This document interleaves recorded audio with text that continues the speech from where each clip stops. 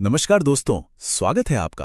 अगर आप भी यूपी लेखपाल 2025 की तैयारी कर रहे हैं और हजारों की भीड़ में एक क्लियर रास्ता ढूंढ रहे हैं, तो ये विश्लेषण आपके बहुत काम आने वाला है। अगले कुछ मिनटों में हम बात करेंगे एक ऐसे सॉलिड 100 दिन के सेल्फ स्टडी प्लान की जो आपको उन 7,994 पोस्ट में से एक सीट पक्की करा सकता है। चलिए शुरू करते हैं। देखिए, ये सफर सिर्फ एक एग्जाम पास करने का नहीं है। ये तो आप कह सकते हैं युवा बेरोजगारी की अनिश्चितता से निकलकर एक स्थिर, एक सिक्योर सरकारी नौकरी पाने का सफर है। और यकीन मानिए, अनुशासन और सही रिसोर्सेज का मेल ही आपके सिलेक्शन की गारंटी है। ये मौका है जीरो से हीरो बनने की, अपनी कहानी लिखने का। किसी भी सफर पे निकलने से पहले एक नक्शा तो चाहिए ही, है ना? तो बस ये एजेंडा हमारी स्ट्रैटेजी का वही नक्शा है।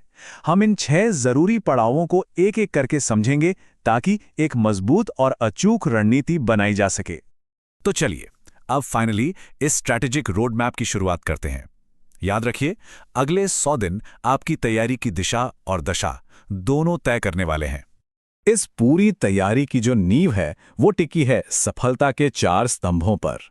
ये एक ऐसा फ्रेमवर्क है जो इतने बड़े सिलेबस को छोटे छोटे मैनेजेबल हिस्सों में तोड़ देता है, जिससे आपकी तैयारी बहुत आसान और ऑर्गेनाइज्ड हो जाती है। तो चलिए बढ़ते हैं अपने पहले और सबसे बड़े स्तंभ की तरफ, जनरल स्टडीज। पूरे 45 नंबर के साथ ये आपकी तैयारी की नींव है और इस नींव को मजबूत बनाना सबसे ज्यादा जरूरी है। जनरल स्टडीज के लिए हमें एक सिंपल 2 बुक स्ट्रैटेजी अपनानी है। एक होगी बेस बुक, जिससे आपके कॉन्सेप्ट्स क्लियर होंगे, और दूसरी घटना चक्र पूर्वावलोकन, जो पिछले सालों के सवालों पर पकड़ बनाने के लिए आप कह सकते हैं एकदम अनिवार्य है। तो स्ट्रैटेजी बिल्कुल साफ है। सबसे पहले एक बेस बुक से थ्योरी को एकदम पक्का कर लीजिए। उसके बाद घटना चक्र से पिछले सालों के सवाल यानी PYQs को इतनी बार सॉल्व कीजिए कि वो आपकी जुबान पर आ जाएं। और हाँ, पिछले 8 महीनों के करंट अफेयर्स को तो भूल कर भी नजरअंदाज नहीं करना है। अच्छा, जनरल स्टडीज के अंदर भी कुछ टॉपिक्स पर हमें खास ध्यान देना होगा, जैसे पर्यावरण के लिए NCERT के कुछ सिलेक्टेड चैप्टर्स और आपदा प्रबंधन के लिए सरकारी वेबसाइट्स पर मौजूद PDFs सबसे बेस्ट सोर्स रहेंगे। चलिए अब चलते अपने दूसरे स्तंभ पर। ये वो सब्जेक्ट्स हैं जिनमें अगर सही तरीका अपनाया जाए तो बहुत ही शानदार स्कोर किया जा सकता है। देखिए, जनरल हिंदी का सिलेबस बहुत लिमिटेड है और यही इसकी सबसे बड़ी ताकत है। इसका मतलब साफ है, UPSSC के पुराने पेपर्स और स्टैंडर्ड किताबों पर फोकस करके पूरे 10 में से 10 नंबर लाना बिल्कुल मुमकिन है। यहां एक बहुत जरूरी बात, एक वार्निंग समझिए। ग्रामीण विकास सिर्फ 5 नंबर का है, तो इस पर जरूरत से ज्यादा टाइम बिल्कुल मत लगाइए। योजनाओं के लिए ऑफिशियल डेटा पढ़िए और याद रखिए, यहां हार्डवर्क नहीं, स्मार्ट स्टडी काम आएगी। अब आता है हमारा तीसरा स्तंभ, और इसके साथ ही मैथ्स और डेटा इंटरप्रिटेशन को हैंडल करने के लिए एक बहुत ही सिंपल लेकिन बेहद असरदार गोल्डन रूल।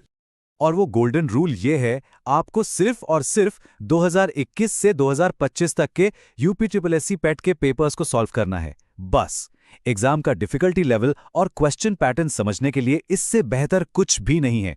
सच में किसी और किताब की जरूरत ही नहीं पड़ेगी। और अब हम आ गए हैं अपने चौथे और सबसे क्रिटिकल स्तंभ पर। ये वो सब्जेक्ट्स हैं जो सचमुच में गेम चेंजर हैं और यही तय करेंगे कि आपका नाम मेरिट लिस्ट में होगा या नहीं। यहां आकर ना तैयारी का पूरा समीकरण ही बदल जाता है। जरा इस तराजू को देखिए।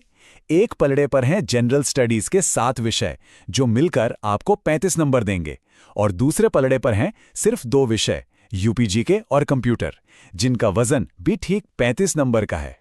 तो अब आप खुद सोचिए, बात कितनी सीधी है। जितनी मेहनत आप GS के 7 सब्जेक्ट्स पर लगाएंगे, लगभग उतनी ही या शायद उससे भी कम मेहनत में आप ये 2 गेम चेंजर्स सब्जेक्ट्स तैयार कर सकते हैं, और मार्क्स मिलेंगे बराबर। दोस्तों, सिलेक्शन का असली राज यही छिपा है। उत्तर प्रदेश GK के लिए एक क्लियर कट स्ट्रैटेजी है। परीक्षा वाणी किताब को अपना बेस बनाइए, जिलों की ऑफिशियल वेबसाइट से खुद के नोट्स तैयार कीजिए और हाल के पेपर्स को एनालाइज कीजिए ताकि आपको लेटेस्ट ट्रेंड का पता चल सके। कंप्यूटर की तैयारी के लिए ये 3 स्टेप प्रोसेस सबसे कारगर है। पहला, पुराने पेपर्स को एनालाइज करो। दूसरा, उन नए टॉपिक्स को पहचानो जिनसे अब सवाल पूछे जा रहे हैं। और तीसरा, बस इन्हीं टॉपिक्स पर महारत हासिल करके बाकियों से आगे निकल जाओ। और यहीं पर पैदा होता है सिलेक्शन गैप।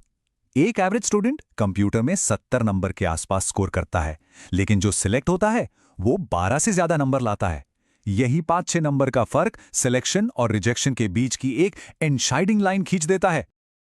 चलिए अब चलते हैं अपने आखिरी सेक्शन की तरफ, जहां हम इन सभी स्ट्रेटेजिक पिलर्स को एक ठोस डेली एक्शन प्लान में बदलेंगे। तो ये है आपका 5 घंटे का एक आइडियल डेली रूटीन।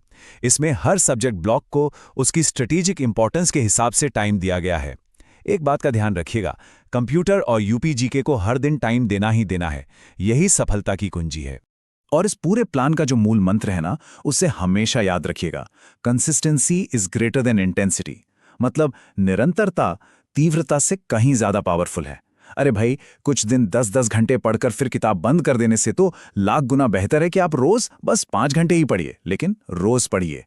और आखिर में एक अंतिम सच देखिए, सफलता का रास्ता बाजार के शोर और मार्केटिंग के जंजाल से नहीं गुजरता।